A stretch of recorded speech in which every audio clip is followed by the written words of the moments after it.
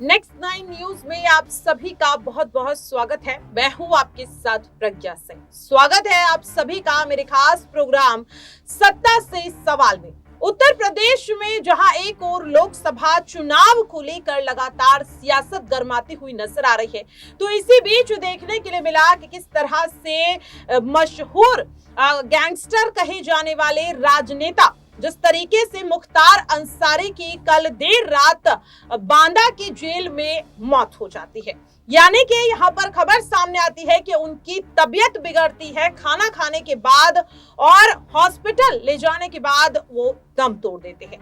Doctors का कहना है कि हार्ट अटैक आया और परिवार कह रहा है कि जेल में उन्हें स्लो पॉइजन दिया गया। सच्चाई आखिरकार क्या है, इसे लेकर अब परिवार ही नहीं बल्कि कई विपक्षी पार्टियां सीबीआई जांच की मांग कर रही हैं और सवालों के घेरे में आते हुए एक बार फिर से प्रदेश के मुख्यमंत्री योगी आदित्यनाथ आ चुके हैं। यहाँ पर मेरे साथ चर्चा के लिए अबरार हैं और अबरार से इस चीज को समझेंगे कि क्या वाकई में मुख्तार अंसारी के निधन के पीछे की सच्चाई कुछ और ही है या फिर डॉक्टर्स जो दावा कर रहे हैं वही सच है। अबरार, मुख्तार अंसारी को लेकर के बार बार ये दावा परिवार कर रहा है कि उन्हें स्लो पॉइजन दिया गया, उन्हें जान से मारने की कोशिश काफी लंबे समय से की जा रही थी। एक कॉल रिकॉर्डिंग भी सामने आई है मुख्तार अंसारी की उनके बेटे के साथ, जिसे आखिरी कॉल रिकॉर्डिंग कहा जा रहा है और इस कॉल रिकॉर्डिंग में भी मुख्तार अंसारी अपने बेटे उमर अंसारी को यही कह रहे थे कि उनकी जान को बड़ा खतरा है। इसके बाद खबर आती है कि उन्हें हार्ट अटैक आ गया और इसी के चलते उनका निधन हुआ है। कितनी सच्चाई लग रही है डॉक्टर्स के दावे में या वाकई परिवार जो आरोप लगा रहा है वो यहाँ पर सच है?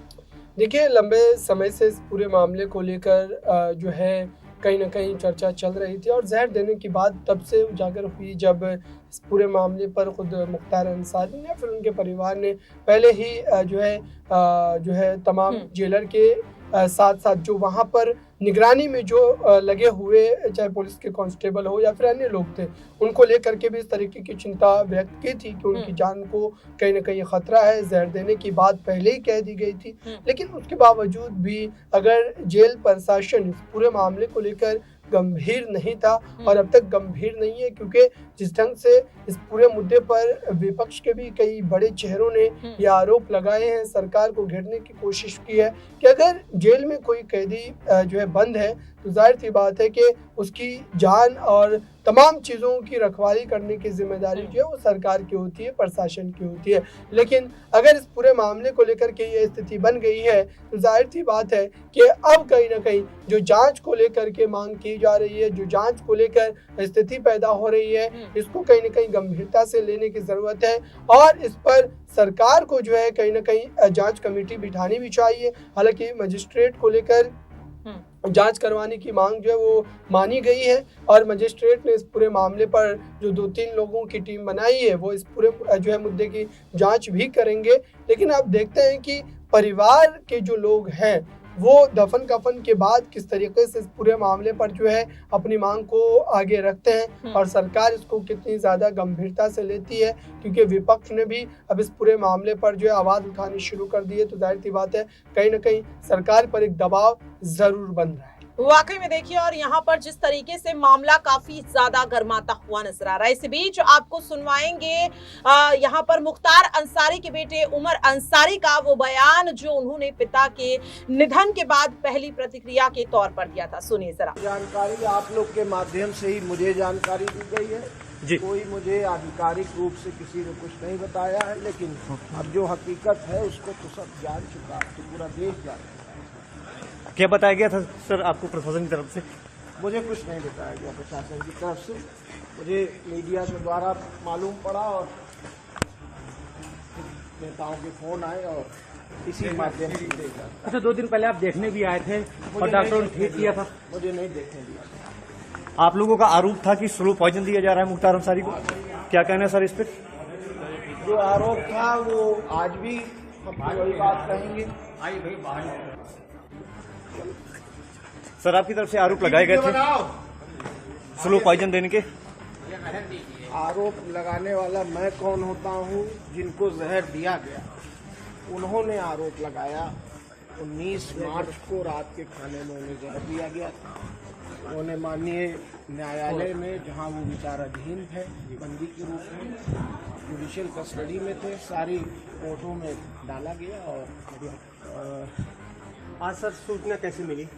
मीडिया के माध्यम मीडिया आगे क्या कार्रवाई करेंगे सर आप लोग? आगे जो है सब होगा। अब ये कोई समय नहीं है कार्रवाई बताने का। सब आप लोग भी इंसान हैं, मैं भी इंसान हूँ, और आप लोग को पता है कि मेरे ऊपर क्या बीत रही है। सर तीसरी जांच की मांग करेंगे?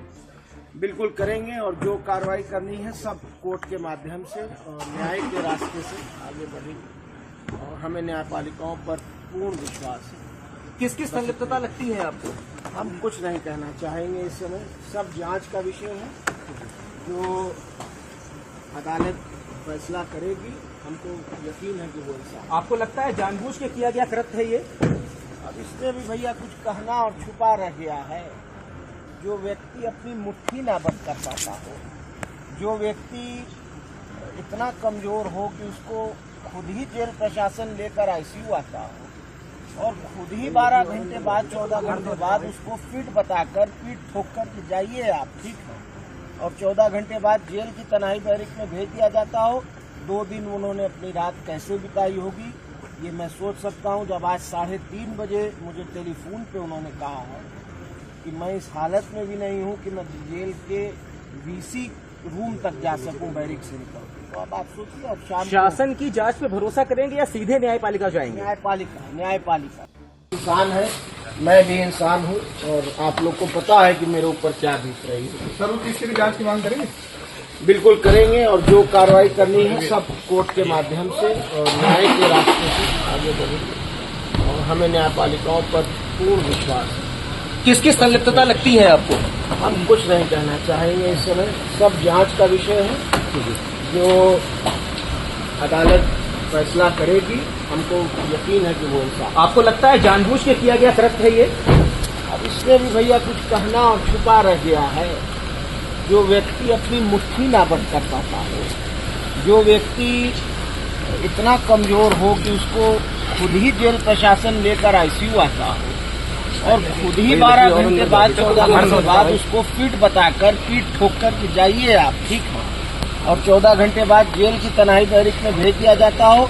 2 दिन उन्होंने अपनी रात कैसे बिताई होगी ये मैं सोच सकता हूँ। जब आज 3:30 बजे मुझे टेलीफोन पे उन्होंने कहा है कि मैं इस हालत में भी नहीं हूँ कि मैं जेल के वीसी रूम तक जा सकूं बैरिक से निकल, तो अब आप सोचिए। अब शासन की जांच पे भरोसा करेंगे या सीधे न्यायपालिका जाएंगे? न्यायपालिका किस तरीके के? उमर भाई, अभी आप अपने पिता के शव को देख के आए हैं, क्या कहना चाहेंगे? क्या स्थिति है शव को देखने के बाद आपको क्या लग रहा है?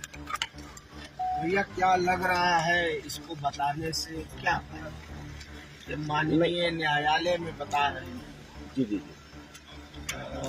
माननीय न्यायालय के समक्ष विधायक जी ने लिख कर दिया 19 तारीख को उनको खाने में क्या हो गया, ये डिग्री आईसीयू लाए गए, बीमार थे। 12 घंटे के अंदर इतना प्रेशर पड़ा कि डॉक्टर स्वतंत्र रूप से इलाज भी नहीं करता।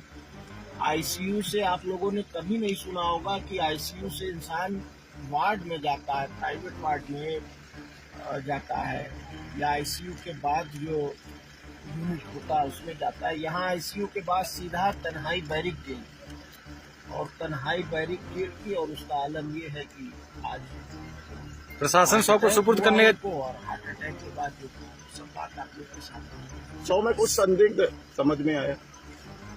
शव को देखकर किसी तरह का संदेह? देखिए, मैंने चेहरा देखा है सिर्फ, और जो हम लोगों को पापा ने खुद बताया है उसके मुताबिक यही है कि उनको स्लो पॉइजन दिया जा रहा है, जिसको वो कई बार से माननीय न्यायालयों में, बल्कि अब तो सारे देश में सब मीडिया के माध्यम से सबको ये बात जा चुका है। पूरा परिवार हम और खुद हमारे फादर इस बात की हमें लेकिन कहाँ समझा क्या समझा। शव के लिए प्रशासन से क्या बात हुई? पोस्टमार्टम कब तक होगा? हमारी कोई बात नहीं हुई। घर के बड़े जो है अफजाल बाबा सांसद जी, उनकी बात हुई, पीएम साहब से वही बात कर रहे हैं, वही बात। वो आएंगे सांसद जी? नहीं, वो आएंगे नहीं, वो बात कर रहे हैं। अब सुबह से हमको अपडेट करेंगे। उनकी तबीयत नहीं ठीक है, तो इस समय दवा लेकर इसी तरह उनको पोस्टमार्टम के लिए क्या कह रहा है प्रशासन? कब सुबह तक? होगा, सुबह होगा। सुबह मजिस्ट्रेट की निगरानी।